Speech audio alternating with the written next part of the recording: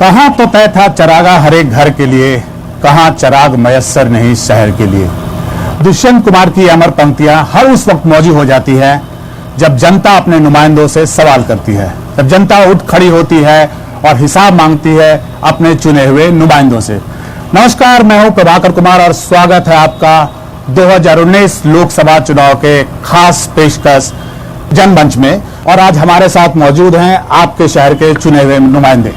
आज हम मौजूद हैं गया में, जो मोक्ष की नगरी है, तर्पण की नगरी है, जहां महाबोधि वृक्ष के नीचे भगवान बुद्ध को ज्ञान की प्राप्ति हुई।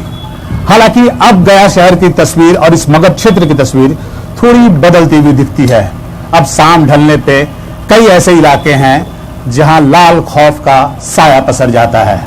और इससे पहले कि हम अपने गेस्ट से बात करें, अपने मेहमानों से बात करें, आइए आपको एक छोटा सा परिचय देते हैं इस मगध क्षेत्र के बारे में, बताते हैं यहाँ की राजनीतिक परिस्थिति के बारे में, बताते हैं यहाँ की सामाजिक और भौगोलिक परिस्थिति के बारे में बताते हैं। जहाँ बहती है सर्वधर्म संभाव धारा, जहाँ की धरती से दुनिया भर में फैला भगवान बुद्ध का संदेश, जहाँ पितरों के तर्पण के लिए दुनिया भर से लोग आते हैं, जिसका इतिहास गौरवशाली रहा है, जिसके कण कण में वीरता का बखान है, जहाँ की वाणी और पानी अपने मिठास के लिए जानी जाती है, वो है मगध की महान धरती।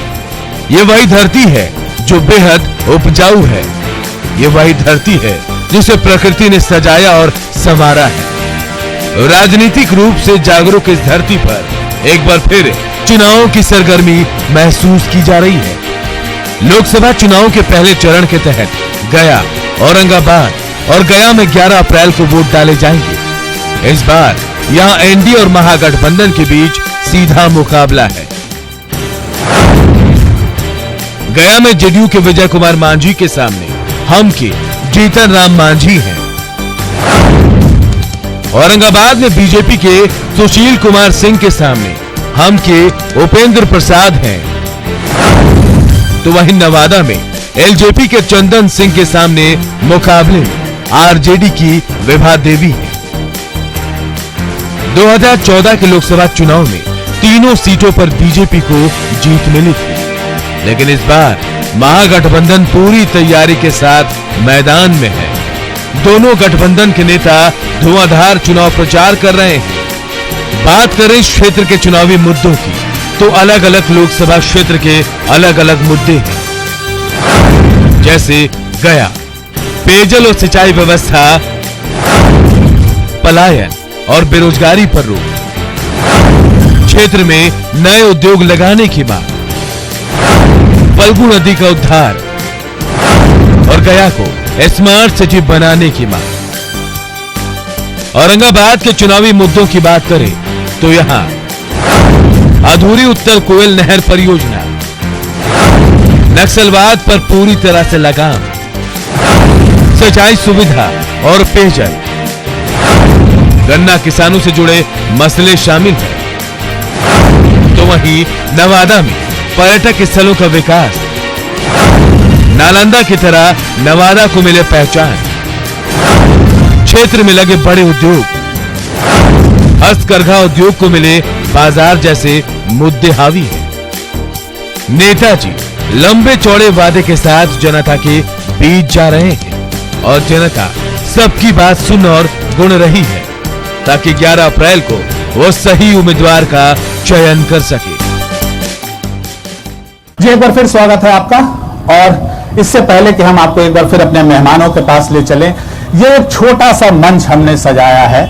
न्यूज 18 बिहार झारखंड की खास पेशकश है, न्यूज 18 बिहार झारखंड, जिसकी हर वक्त कोशिश होती है बिहार और झारखंड की सभी खबरों को आपको सटीक अंदाज में परोसने की।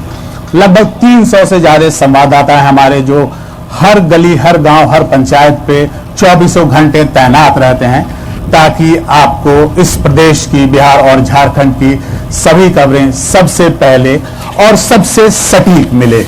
तो हम ये बातचीत का सिलसिला शुरू करते हैं और पहले आपका परिचय कराते हैं अपने मेहमानों से। और साथ में हमारे साथ मौजूद है गया की जनता, जो सीधे इनसे सवाल करेगी और जो 5 सालों का इनका कार्यकाल है, 5 सालों में इन्होंने जो किया है उसका सीधा हिसाब लेगी जनता। और ये मंच होगा न्यूज़ 18 बिहार झारखंड का। हमारे साथ मौजूद हैं आरजेडी के कुमार सरबजीत जी जो विधायक हैं और बोधगया से विधायक हैं। इनके पिता राजेश कुमार जनता दल में सांसद थे। 2005 में चुनाव प्रचार के दौरान नक्सलियों द्वारा उनकी हत्या कर दी गई थी। और सरबजीत जी बीआईटी मिश्रा से इन्होंने इंजीनियरिंग की है। आरजेडी से पहले ये लोजपा में हुआ करते थे। कृष्ण कुमार जी हमारे साथ मौजूद हैं, एमएलसी हैं बीजेपी के। गया शहर में शायद इन्हें परिचय की जरूरत नहीं और यहाँ के जाने माने कारोबारी भी हैं। अभय कुशवाहा जी हैं जो कि युवा जेडीयू के प्रदेश अध्यक्ष भी हैं और टिकारी विधानसभा क्षेत्र से जेडीयू के विधायक भी हैं। और साथ में हमारे साथ मौजूद हैं हिंदुस्तानी आवामी मोर्चा के राजेश पांडे जी। इससे पहले कि हम जनता से सवाल लें और इनसे सवाल पूछें, हम 1 मिनट का टाइम देना चाहते हैं आप सभी को, आप चारों को ये बताने के लिए कि आप हमें यहाँ मौजूद जनता को और साथ में बिहार की जनता को ये बताइए कि क्यों लोग आपको या आपकी पार्टी को वोट दें। ऐसा क्या आप वादा कर रहे हैं, ऐसा क्या आपने पूर्व में किया है कि लोग आपके ऊपर विश्वास करें। 1 मिनट का मैं समय दूंगा और उसके बाद हम बातचीत का सिलसिला शुरू करेंगे। सबसे पहले आप 1 मिनट। देश का जो मुखिया इस देश के नौजवानों को कहा था कि हम तुमको 2 करोड़ रोजगार देंगे और इस देश का हमारा नौजवान रोजगार के लिए दर दर भटक रहा है। अगर जनता हमें चुनती है तो हम निश्चित उनको भरोसा दिलाते हैं। आप ये बताइए कि आप करेंगे क्या, आपको क्यों वोट दिया जाए? मैं बता रहा, यही तो बता रहा था मैं आपके पास कि इस देश में युवाओं को रोजगार नहीं मिला और जिस देश में युवाओं को रोजगार नहीं मिलता वह देश धर्म के नाम पे नौजवानों को भटकाने का जो काम किया जा रहा है हम उसको रोकेंगे और नौजवानों को हम रोजगार मुहैया कराएंगे। हम इसलिए लोगों से अपील करते हैं कि हमें आप वोट दें।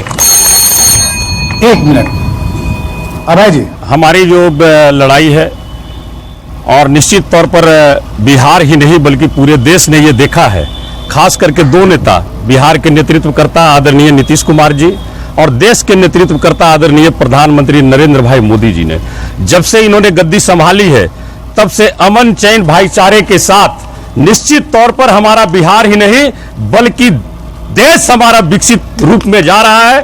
और मैं ये कहता हूं, मैं दावे के साथ कहता हूं, ये कोई आम चुनाव नहीं है, ये देश की सम्मान की चुनाव है।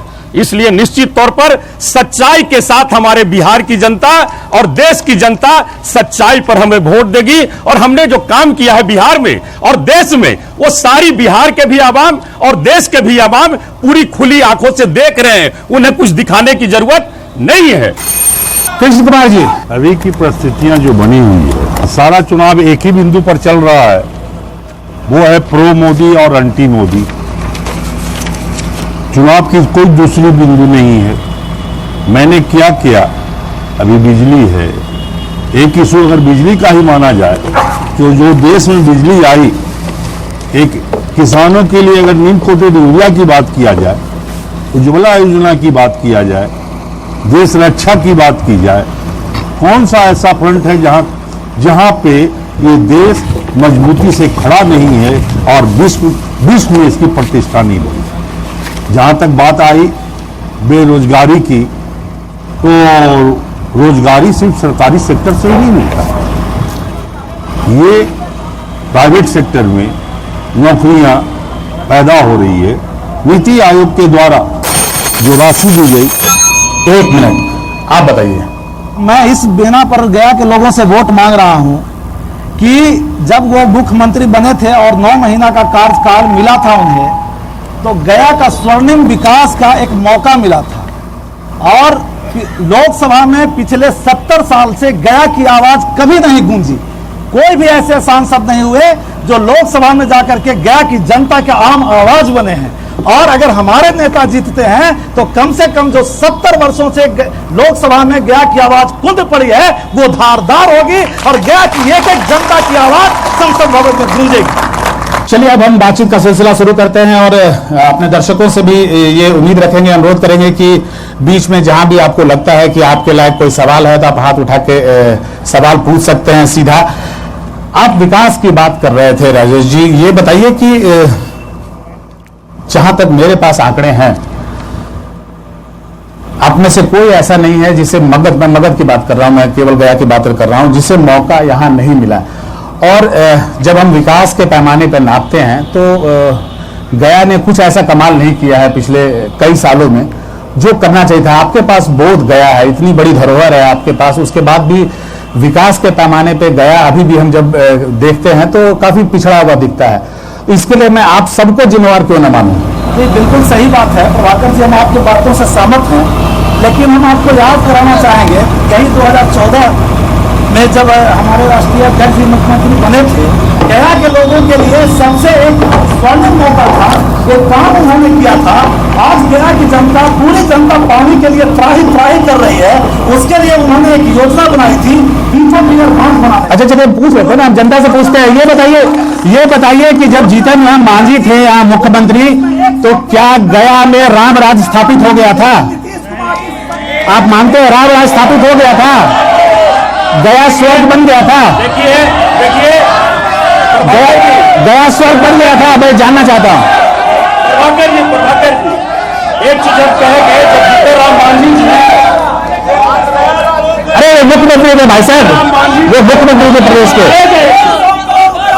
जीतनराम मांझी जी मुख्यमंत्री बने नहीं थे, बनाए गए थे। और जब आराम से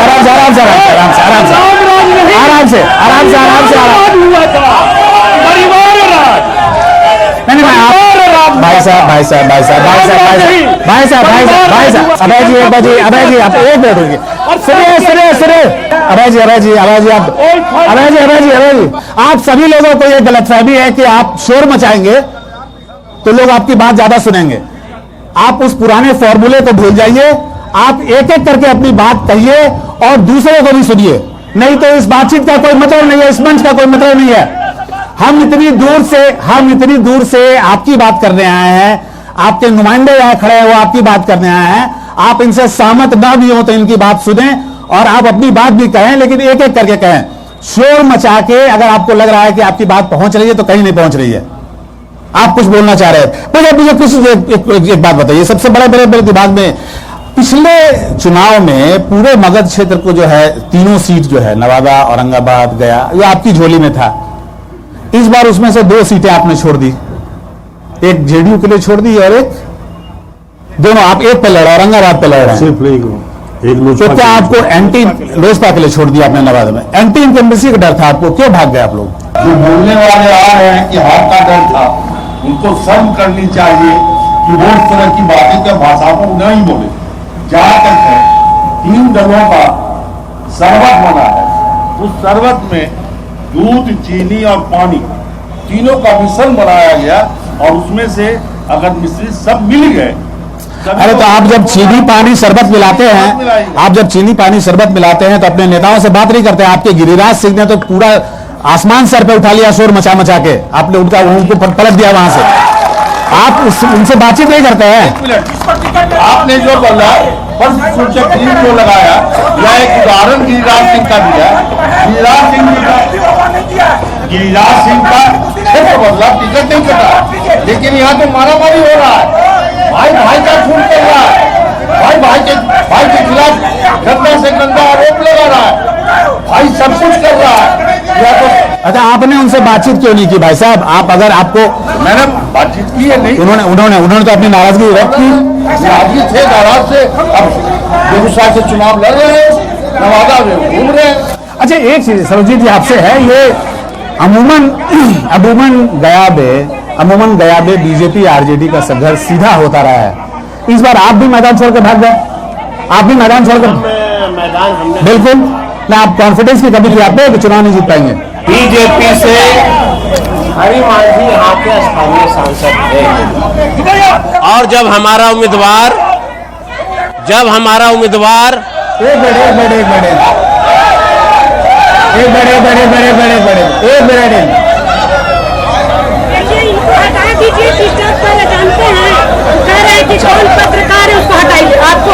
अच्छा चलिए कोई बात नहीं, आप बैठिए। ऐसे हमारे लिए बहुत मुश्किल होगी, आप लोग बात समझिए। बात समझिए,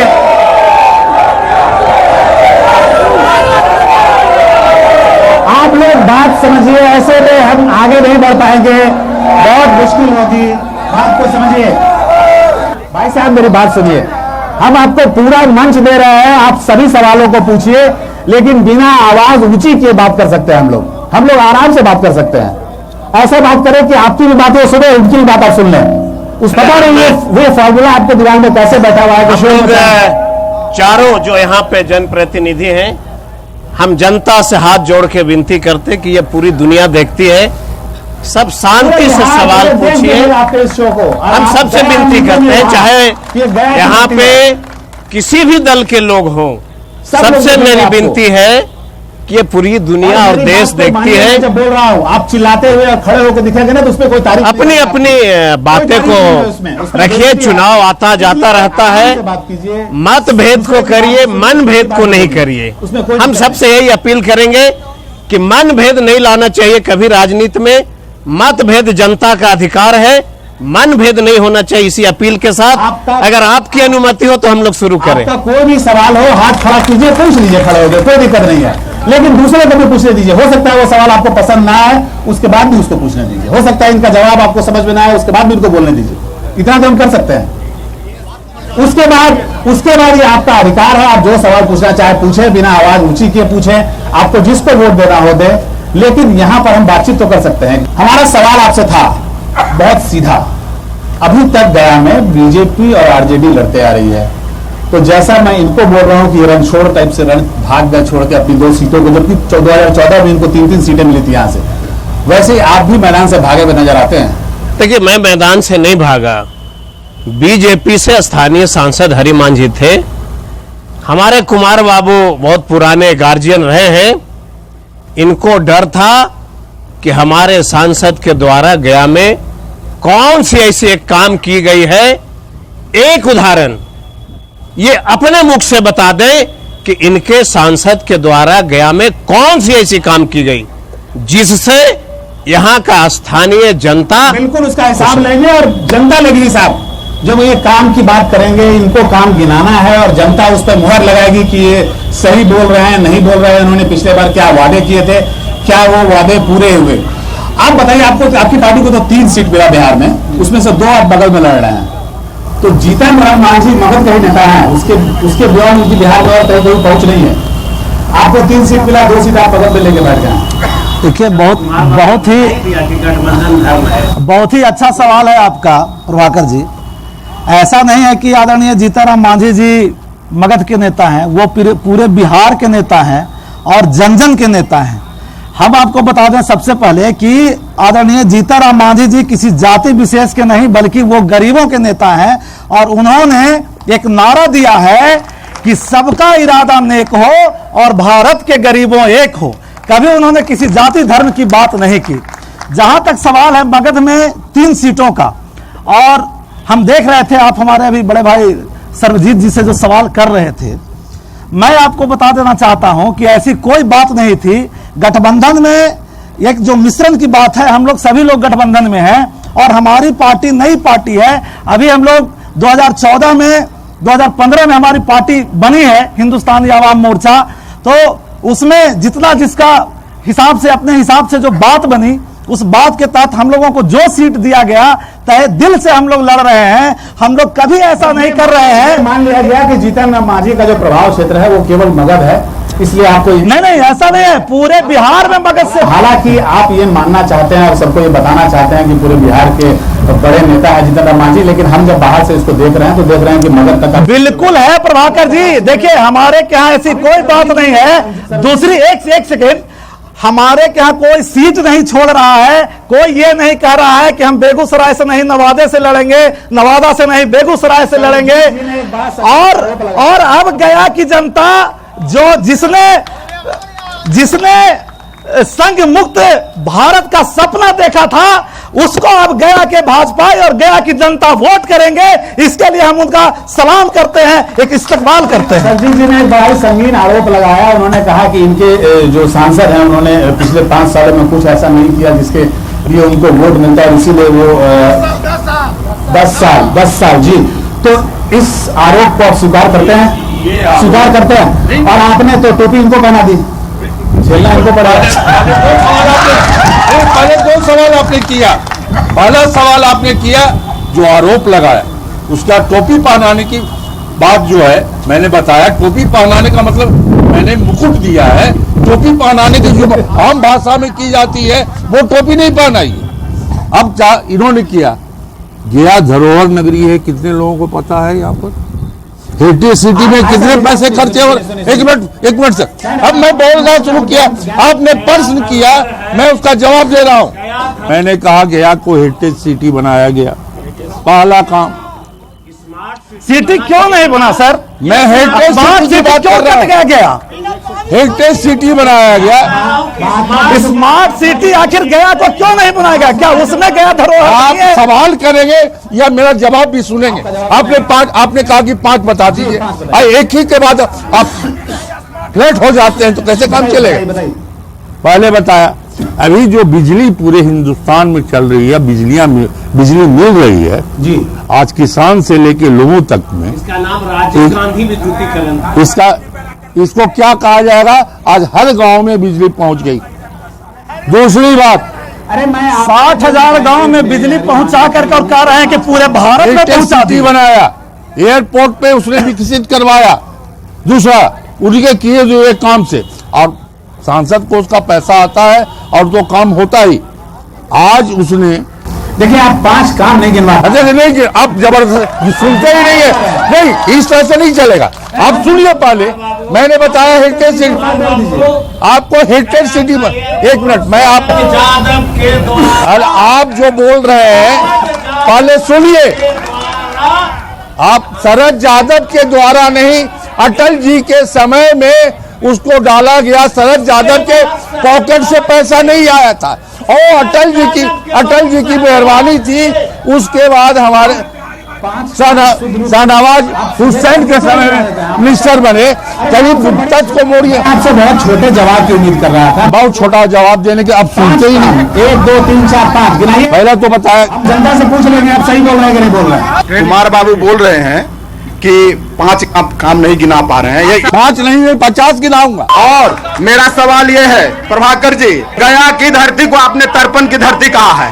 फल्गु नदी में आकर के तर्पण का काम होता है। 10 साल से सांसद हैं, इसके बारे में उन्होंने क्या काम किया ये बताने का मैं काम बता रहा हूं, आप सुने। पहले तो काम की संख्या बता दूं, मैं आगे बढ़ता हूं। एयरपोर्ट का विकास जी, बोध गया विस्तार, बोध गया का विकास, आज एजुकेशनल हब बन गया है। टूरिज्म का कोचिंग, आज सबसे बड़ा कन्वेंशन हॉल बन रहा है, जो बन रहा है, जिसका आधारशिला रखा गया और बन रहा है। आपको सड़कों की हालत, सफाई, अभी आप देखते होंगे कि जो गया की सफाई है वो दिन पर दिन सुधर रहा है। आपको रोजगार में इन्होंने अनेक तरह के रोजगार। मैं आप लोगों से पूछता हूँ, मैं आप लोगों से पूछता हूँ जनता की ओर से मेरा एक सवाल। मैं हम जनता की ओर से नहीं, जनता खुद पूछेगी, करेंगे, जनता खुद पूछेगी, जानने की कोशिश करेंगे कि उन्होंने जो 5 काम गिनाने की कोशिश की। नौजवानों की ओर से मेरा एक सवाल जी, इनके गठबंधन में रामविलास पासवान जी, गया में नौजवान नौकरी चाहते हैं कि नहीं चाहते हैं, ये हाथ उठाया। 200 करोड़ का मनमोहन सिंह से वजीरगंज में हमने एक इंडस्ट्री का शुरुआत कराया जी। हम और नरेंद्र मोदी विकास पुरुष, इस देश का प्रधानमंत्री, गया जिला के नौजवानों को नौकरी नहीं देने का उनकी जो मंशा थी, वह 200 करोड़ रुपया गया से जी, हम वापस गया और यहाँ से स्टील प्रोसेसिंग इंडस्ट्री नहीं बनी। हम मगध से रोजगार की भी बात करेंगे, पलायन की भी बात करेंगे और जनता से भी सीधे सवाल लेंगे, लेकिन एक छोटा सा ब्रेक लेते हैं। हम गया से जुड़े हुए हैं सीधे आपसे, जनमंच से। एक छोटे से ब्रेक के बाद फिर आपके पास वापस लौटेंगे और कोशिश कर रहे हैं जानने की मगध और गया की समस्याओं।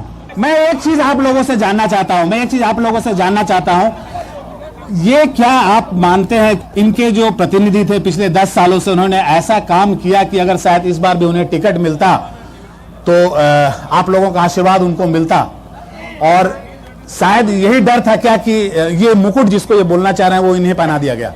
निश्चित तौर पर मैं दावे के साथ कहता हूं कि जब हरि मांझी जी सांसद बने तो देश के प्रधानमंत्री नरेंद्र भाई मोदी जी बने, और उसके बाद विकास की बात करते हैं। 7 करोड़ घरों में गैस का सिलेंडर और चूल्हा वितरण हुआ, जिस घर में कभी कुछ जलता नहीं था। एक बात और मैं बता देता हूं, आप कह रहे हैं टोपी पहनाने की बात, सुन लीजिए विजय जी, सुन तो लीजिए, हम कितना धैर्य से सुन रहे थे। 7 करोड़ सुन लीजिए, सरजीत भैया फिर सुना, 7 करोड़ सिलेंडर में सरजीत जी सुन लीजिए भैया, 3.5 करोड़ सुन लीजिए तो ना, बेच रहे हैं। सुन तो लीजिए ना, आपने देखा है। अरे हम कितना धैर्य से सुन रहे थे। नहीं, एक मिनट देखिए, एक मिनट हम बात नहीं, हम 1 मिनट में छोटी सी देखिए, आप टोपी पहना कृष्णा भैया, और हमने तो ये देखा कि मतलब जब से चुनाव लोकसभा का हो रहा है, राष्ट्रीय जनता दल सबसे कम सीट पर पहली बार लड़ रही है।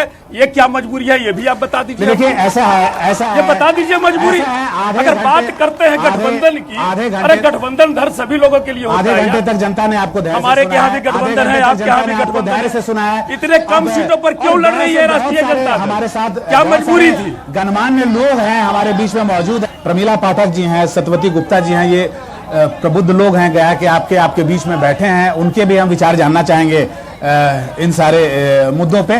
पहले भाई साहब से। सर्वजीत जी कहते हैं कि राष्ट्रीय जनता दल रोजगार देने की बात करती है, तो लंबा शासन तो रहा है राष्ट्रीय जनता दल का, क्या रोजगार दिए थे, इनका इतिहास जान लीजिए। मैं अभय कुशवाहा जी और कुमार साहब से जानना चाहूंगा कि सबसे ज्वलंत मुद्दा पटना गया रोड, बिहार का सबसे प्रमुख शहर है पटना। प्रभाकर जी आप आए होंगे पटना रोड से ही आए होंगे, क्या हालत है? बहुत बुरी हाल है। आदरणीय नेतागण, सवाल करने से पहले आपसे विनती ये है कि कहीं ऐसा ना हो कि देशद्रोह की सर्टिफिकेट हमको थमा दी जाए। ये बहुत हो रहा है। जैसे अभी कृष्ण कुमार जी ने अभी जो कहा कि शर्म करो, अरे सवाल करने वाला सवाल करेगा, आप जनप्रतिनिधि हैं, आपसे नहीं करेगा तो किससे करेगा? बिल्कुल आप कहते हैं कि शर्म करो। प्रोफेसर साहब, सवाल मेरा ये है कि बात किया, अपनी मानसिकता को आपने सामने ला दिया कि देशद्रोह का आरोप नहीं, लगातार लग रहा है सर, लगातार लग रहा है, नहीं, आपके दिल में शंका मैं इनकी बात सभी विकास में ये शंका कुंठा भरा हुआ है। और कृष्ण कुमार जी नहीं, आप अपने सामने कृष्ण कुमार जी नहीं, मैं इनकी बात से इत्तेफाक रखता हूँ।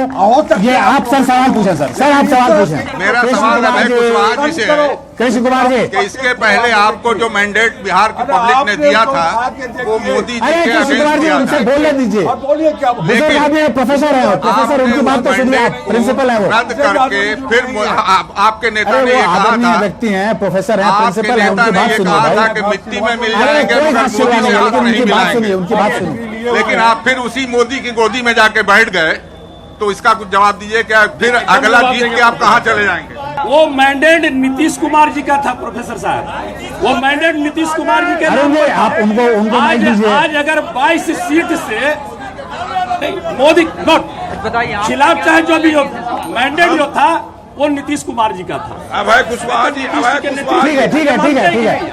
और आज भी हमारे नेता कहें कि हमें कुर्सी की चिंता नहीं है, हमें चिंता बिहार की है, हमें चिंता बिहार की है। हमें मैंडेट अपना धन और बल बढ़ाने में नहीं लगाना है। प्रभाकर जी, हम पूछना चाहते हैं, गया की जनता जीतन राम मांझी को वोट किस लिए करे? इनका नेता कौन है? किसके नेतृत्व में ही जाएंगे देश में, सरकार बनाएंगे? हम यह पूछना चाहते हैं, आपके राष्ट्रीय अध्यक्ष क्या ममता बनर्जी के साथ जाएंगे? क्या राहुल गांधी के साथ जाएंगे? क्या तेजस्वी यादव के साथ जाएंगे? किनके साथ जाएंगे? आपका सवाल था कि हम किसके नेतृत्व में दिल्ली जाएंगे। मैं वैसे व्यक्ति के नेतृत्व में जाऊंगा जो इस देश को बांट नहीं सकता हो। हिंदू, मुसलमान, सिख, ईसाई सबने इस देश को आजाद कराया, हम उसके नेतृत्व में काम करेंगे। मोदी जी ने 14 में वादा किया था कि काला धन लाएंगे, काला धन तो नहीं लाए, सफेद धन जो नीरव मोदी और लेके चला गया उसका क्या हुआ? और दूसरी बात, कि जब बोले कि मुमकिन मोदी है तो मुमकिन है, तब मोदी है तो मुमकिन यही है। सुनिए सारा पैसा चला जाएगा। भाई साहब ऐसा है, हम आपका सवाल वाजिब है, लेकिन अगर वो सवाल जो है आप अपने क्षेत्र के बारे में पूछेंगे तो शायद आपको ज्यादा सटीक जवाब मिलेगा। देखिए यहाँ पे बेरोजगारी, रोजगार का सृजन और पलायन इस क्षेत्र की बहुत बड़ी समस्या रही है। और शिक्षा, और आपके सत्र लेट चलते हैं, शिक्षा बहुत बड़ी समस्या रही है। और ये अभी की कोई समस्या नहीं है, पिछले 2-4 साल की समस्या नहीं है। गिरिराज सिंह आपके केंद्रीय मंत्री रहे हैं लघु उद्योग और मध्यम उद्योग के, उसके बाद भी इस पूरे क्षेत्र में, क्योंकि वो नवादा से आए और मगध क्षेत्र का पार्ट माना जाता है, कुछ मुझे ऐसा नहीं दिखा जो उन्होंने यहाँ क्रिएट कर दिया। तो जो युवा हैं उनका सवाल जो होगा वो रोजगार, शिक्षा और पलायन से संबंधित होगा। मैं उसका छोटा सा बैकग्राउंडर आपको दे रहा हूं, उसके बाद इनके पास चले, बोलिए। और हमारा सवाल जो है युवा प्रदेश अध्यक्ष जदयू आदरणीय अभय कुशवाहा जी से है। सर, मगध विश्वविद्यालय के 90,000 छात्रों का कैरियर सर अधर में लटका हुआ है। आगे सवाल, और यही सवाल दूसरा 2-3 सवाल ये है मेरा मुख्यतः कि ऐसी स्थिति में मैं हमारी शुभकामनाएं आदरणीय कृष्णनंदन वर्मा जी के लिए कि वो जल्दी स्वस्थ हो, लेकिन क्या आपको लगता है कि बीमार हालत में उन पर इतना दायित्व देना आपको क्यों नहीं बनाया जा रहा है, या इस तरह से अपना दायरा बढ़ा? अच्छा, ये जो सवाल है, और सर एक सवाल और, सर बीएड के जो छात्र हैं जो शिक्षा का प्रचार प्रसार करेंगे इस राज्य में, उनसे सर सरकारी खजाना भरने का उनको जिम्मा दिया है। 1.5 लाख रुपया सर फी गरीब किसान कहाँ से लाएगा? सुनिए, और ये जो सवाल है, इससे पहले कि आप जवाब दें, ये जो सवाल है उसमें आप चारों कटघरे में हैं, क्योंकि आप भी सरकार के अंग रहे हैं, आप तो भाई साहब मुख्यमंत्री थे आपके, और आप सरकार के अंग हैं अभी, और उसके बाद भी ये समस्या जस की तस बनी हुई है। और 90,000 जो ये आंकड़ा है बहुत भयावह आंकड़ा है, बहुत भयानक आंकड़ा है ये, और ये केवल यहाँ का आंकड़ा। बताइए प्रभाकर जी, निश्चित तौर पर इस तरह की जब परिस्थिति आती है तो सरकार पूरी तरह से गंभीर रहती है। और मैं आपको, इसका मतलब क्या हुआ गंभीर रहने का? गंभीर उस पर काम कर रहे हैं। अरे आप कितने सालों से गंभीर हैं? नहीं, पूरी सालों से गंभीरता का क्या मतलब? गंभीरता का मतलब मैं बता देता हूँ, सुन तो लीजिए प्रभाकर जी, सुन लीजिए। शिक्षा का वो हाल था, वो बदहाली थी शिक्षा का। आज शिक्षा के स्तर को कहां से कहां ला करके खड़ा कर। अरे इनके सत्र को सही कर दीजिए, इनके खड़ा किया, इनके विद्यालय नहीं खोला गया है। ये एक ही चीज बोल रहे हैं, विद्यालय नहीं खोला गया है, बहुत छोटा चीज काम किया गया है। अरे ये बहुत काम किया गया है। नहीं, ये बहुत काम किया, ये आपसे बहुत छोटी चीज मांग रहे हैं। सुनिए मेरी बात, चिल्लाने से नहीं होगा। ये भैया उंगली दिखा करके काम नहीं रुकता है, काम करने वाला डरता नहीं है। आपसे बहुत छोटी चीज मांग रहे हैं, काम करता है। अभय जी, निश्चित तौर पर सारे छात्र छात्राओं को विश्वास दिलाता है कि निश्चित तौर पर पूरी गंभीरता के साथ काम ये आपसे देख लीजिए ना, हर एक अनुमंडल में ITI कॉलेज की स्थापना, हर एक जिले में पॉलिटेक्निक कॉलेज की स्थापना, हर एक जिले में महिला पॉलिटेक्निक कॉलेज की स्थापना, सुनिए, हर एक जिले में एक ITI महिला कॉलेज की स्थापना। ये सरकार की मंशा क्या दूसरे की भी सुन लीजिए। सरकार की ये मंशा है कि हमारे बिहार के युवा ओजस्वी हैं, उन्हें हर प्रकार की अगर हम सुविधा देंगे, भाषण मत दीजिए, मेरी बात सुनिए। काम करेंगे। ये भाषण, अरे ये भाषण आप कितने सालों से दे रहे हैं? ये आपसे ऑक्सफोर्ड नहीं मांग रहे हैं, ये आपसे ऑक्सफोर्ड नहीं मांग रहे हैं, ये बोल रहे हैं हमारा सत्य ठीक कर दीजिए। बहुत छोटी चीज मांग रहे हैं ये। निश्चित तौर पर, अरे आप ये कितने सालों से वादा कर रहे हैं? बताइए, सत्र ठीक होगा। आप कितने सालों से ये वादा कर रहे हैं? जी एक जो पहले पीछे जाता हूँ, आप सबको एक बार मौका दिया, पहले पीछे बहुत सारे लोग, उसके बाद आइए, अभी बहुत समय है। वो एक जी, तो लगातार आप सवाल पूछना चाह रहे हैं अपने नुमाइंदों से, और अरुण मैं आपसे गुजारिश करूंगा कि आप जाएं, वहां पे बहुत सारे मैं लोगों को देख रहा हूं हाथ उठा के अपनी बारी का इंतजार कर रहे हैं। आपको मैंने बोला है आएंगे आपके पास, आएंगे। मैं हम के प्रवक्ता से पूछना चाहता हूं कि आपने बोला कि जब मांझी जी मुख्यमंत्री थे तो विकास हुआ गया का। मांझी जी के घर के सामने कोला अस्पताल है, क्या उसका आज तक विकास हुआ? मेरा सवाल हम के राष्ट्रीय प्रवक्ता बड़े भाई राजेश जी से है। बता रहे तभी कि जीतनराम मांझी जनजन के नेता, सामाजिक नेता है। जीतनराम मांझी जी ने अपना बयान दिया था कि यहाँ के सवर्ण विदेशी हैं, तो मैं कैसे मान लूं कि वो जनजन के नेता हैं?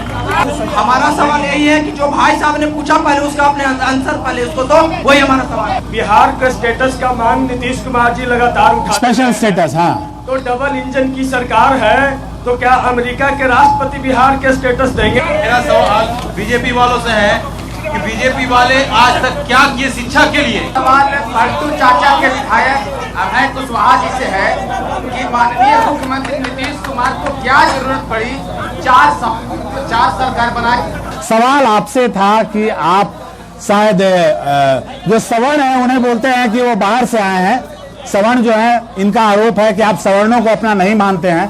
तो अगर ऐसा है आपका एटीट्यूड तो फिर आपको सवर्ण वोट क्यों दे।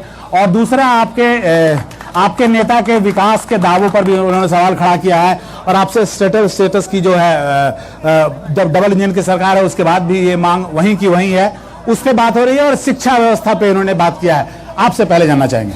साथियों, एक बात और आपको याद होगी कि 2014 में जब आदरणीय जीतनराम मांझी जी मुख्यमंत्री थे तो मुख्यमंत्री रहते हुए पहली बार किसी देश का मुख्यमंत्री ने यह सवाल उठाया था कि स्वर्ण गरीबों को भी 15% आरक्षण मिलना चाहिए।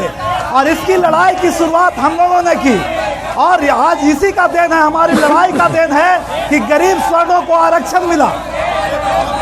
दूसरा सवाल गया के विकास को लेकर के है। गया के विकास की जहां तक सवाल है, प्रभाकर जी सुन लीजिए, गया के विकास का सवाल है। साथियों, हमारे राष्ट्रीय अध्यक्ष जी ने जब मुख्यमंत्री थे तो 34 ऐसे निर्णय लिए थे जिसमें युवाओं के लिए जो निर्णय थे मैं उसके बारे में आपको बताना चाहता हूं। ध्यान से कम पहले सुनिए। उन्होंने 18 साल से लेकर 40 साल तक के बेरोजगार युवाओं को लिए एक योजना लाई थी, बेरोजगारी भत्ता, जिसमें उन्होंने कहा था कि हम 5,000 रुपया प्रति माह बेरोजगारों को देंगे। नीतीश कुमार उनको सत्ता से हटाने के बाद उनके सारे योजनाओं को निरस्त कर दिया। गया के विकास में आपको बताना चाहता हूं कि गया में जो पितृपक्ष मेला है, प्रेम कुमार जी यहाँ से 30 साल से विधायक हैं, 10 साल से सांसद हैं, लेकिन किसी ने राजकीय मेला का दर्जा नहीं दिया। चलिए, और मुख्यमंत्री जी ने गया के पितृपक्ष मेला को एक राष्ट्रीय पहचान दिया और राष्ट्रीय मेला का दर्जा देने का काम किया। स्पेशल स्टेटस की जो बात इन्होंने की, स्पेशल स्टेटस की जो बात की, ये सवाल आप दोनों से बनता है। अब आप डबल इंजन, आप बहुत नारे सुने हमने डबल इंजन, उस डबल इंजन का क्या फायदा हुआ। और शिक्षा व्यवस्था की बात कर रहे हैं, पिछले 15 साल से तो आप काबिज हैं यहाँ पे। शिक्षा की जहां तक के ये बहुत बड़ा तबका यहाँ बैठा है जो शिक्षा की बात कर रहा है। शिक्षा की बात कीजिए आप। शिक्षा के क्षेत्र में 2005 के बाद हमारे बिहार की शिक्षा, चाहे भवन हो, मैडम आप कुछ बोलना चाह रही हो या स्कूल में उपस्थिति का सवाल हो, जो जीरो पर था वो अभी 90%। आपका जवाब इनके गले नहीं उतर रहा है। कुछ गले कभी उतरेगा भी नहीं। स्पेशल पैकेज में कितने लाख करोड़ का भी इन्वेस्टमेंट हुआ। अगर बिहार में स्पेशल पैकेज जो दिया जा रहा है वो सर आप शिक्षा की बात कीजिए। सर आप शिक्षा की बात कीजिए। आप शिक्षा की बात कीजिए। बहुत अच्छा सवाल किया कि एजुकेशन की क्या हालात है बिहार में। मुझे याद है उसमें अभय कुशवाहा जी भी थे हमारे साथ सड़क पे। हमने इनके विधानसभा के क्षेत्र में केंद्रीय विद्यालय लाने का, जब मैं सड़क पे गुलाब का फूल बांट के यहाँ की आम जनता से अपील कर रहा था। और जब हम लोग माननीय मुख्यमंत्री बिहार से मिले, बिहार के मुख्यमंत्री ने कहा कि गया में सेंट्रल स्कूल हमारे लाश पे बनेगा। ऐसा कैसे?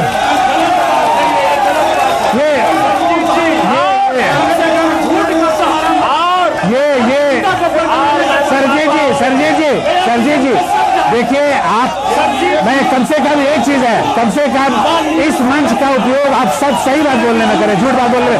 मुझे थोड़ा बात ये गले नहीं उतर रही है कि मुख्यमंत्री बोलेंगे कि मेरे लाश पे बनेगा, ये गले नहीं उतर रही है। वैसे आप बोल रहे हैं तो मैं मान रहा हूँ, आपके हवाले से इस बात को मैं जाने दूंगा लोगों के बीच में। लेकिन हमारे बीच कुछ महिलाएं बैठी हैं, पहले हम उनकी भी बात सुन लें, उनकी बात सुन ले भाई। शिक्षा के मामले में जो हमारे बच्चे यहाँ पर है सुरक्षित होकर के शिक्षा हासिल कर सके। और मैडम भी कुछ बोलना चाह रही थी। प्राथमिक विद्यालय +2 हो गए, किंतु वहां पर शिक्षकों की बहाली नहीं हो पाई है, बदतर स्थिति है। अतः शीघ्रातिशीघ्र विषयवार शिक्षकों की बहाली होनी चाहिए। सबसे पहला सवाल आपके लिए ये मौजूद सवाल है, और आपके राष्ट्रीय अध्यक्ष जहां भी खड़े होते हैं लोग, वो एक जुमला बन गया है कि ये तो मांझी निकल गया, ये तो मांझी निकल गया, एक जुमला है कि हमने तो विश्वास किया था ये मांझी निकल गया। सबसे पहले नीतीश कुमार जी को मुख्यमंत्री बनाने में सबसे अहम योगदान जॉर्ज फर्नांडिस साहब का था। वो जब उनके नहीं हुए तो कोई सवाल नहीं उठा। नहीं, सवाल आपसे है। सुन लीजिए, मेरी बात सुन लीजिए। जब सवाल आया तो सवाल आपसे है, सवाल आपसे। आप कुछ बोलना चाह रहे थे, क्योंकि जब शिक्षा और विकास से जुड़ी हुई बातें आती हैं और आपके नुमाइंदे पहले थे यहाँ पे, तो जवाब आपसे लेंगे हम। कि वो एक दलित के बेटा थे, अगर एक स्वर्ण के बेटा जीतन राम मांझी होता तो शायद नीतीश कुमार उनको नहीं बना पाते। वहाँ से चलते हुए आज हमारे बिजनेस मैनेजमेंट का भारत सरकार का इंस्टीट्यूट चल रहा है, आज टूरिज्म का इंस्टीट्यूट चल रहा है, आज गाइड को ट्रेन कर रहे हैं, आज रोजगार पर आधारित शिक्षा दे रहे हैं। जो रोजगार पर आधारित शिक्षा IIM से जो निकल रहे हैं, आप नहीं कर रहे हैं, उसमें सवाल है, निकल रहे हैं, सवाल उस पर नहीं कर रहे हैं। लोग आपके नेता को पलटू रहा बोल रहे हैं। बता देता हूँ जी, हमारे नेता बिहार के विकसित करने के लिए, और जहां पर बिहार की उत्थान की बात रहेगी तो निश्चित तौर पर किसी भी प्रकार का वो निर्णय ले सकते हैं। नौजवानों का सवाल शिक्षा पे था, तो मैं बता देना चाहता हूं नौजवानों को कि बिहार में जिस तरह से 4 साल में 4 सरकार बदलती, उसी तरह मगध यूनिवर्सिटी में 4-4 महीने में 4-4 VC बदल जाते हैं। आज जिस मगध यूनिवर्सिटी में 4 महीने में 4 VC, व्यवस्था का दोष है, व्यवस्था का दोष है, व्यवस्था का दोष है, व्यवस्था का दोष है। चलिए, इसी के साथ हम इस अपने कार्यक्रम जनमंच 2019 की समाप्ति की ओर बढ़ रहे हैं, और हमारी एक छोटी सी कोशिश थी आपके शहर में आके, मगध के इस धरती पे आके यहाँ के लोगों से बातचीत करें, यहाँ के नुमाइंदों से बातचीत करें, यहाँ की समस्या को जानने की कोशिश करें। और अफसोस हमें इस बात का है कि आज भी जो समस्याएं उठ के आ रही हैं वो बहुत ही बेसिक समस्या हैं। आज भी बिजली, पानी, सड़क जैसी समस्याओं की लोग बात कर रहे हैं, और उससे आगे पिछले इतने सालों के बाद भी हम उससे आगे नहीं बढ़ पाए। चलिए, इस कार्यक्रम में हमसे मगध की धरती गया से जुड़ने के लिए बहुत बहुत धन्यवाद। और इससे पहले कि हम आपसे विदा लें, एक छोटी सी अपील के साथ न्यूज़ 18 कि चुनाव के दिन अपने अपने घरों से बाहर निकलें और बटन दबाएं, देश बनाएं। ये न्यूज़ 18 की अपील है अपने दर्शकों से। बहुत बहुत धन्यवाद हमसे जुड़ने के लिए। अगले पड़ाव पे, अगले शहर में आपसे फिर मुलाकात होगी। शुभ रात्रि, सब खैर, और न्यूज़ 18 पे खबरों का सिलसिला तब तक जारी रहेगा। Good night.